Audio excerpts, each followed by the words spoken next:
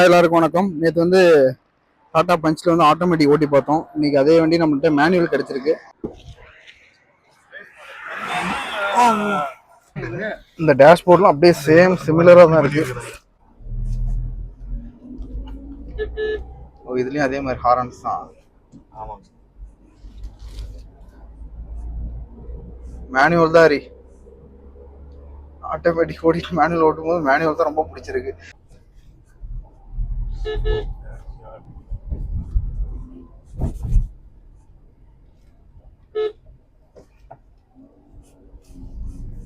நல்ல ஒரு ஃப்ரெண்ட்லியா இருக்கு சிட்டிக்குள்ள ஓட்டுறதுக்கு.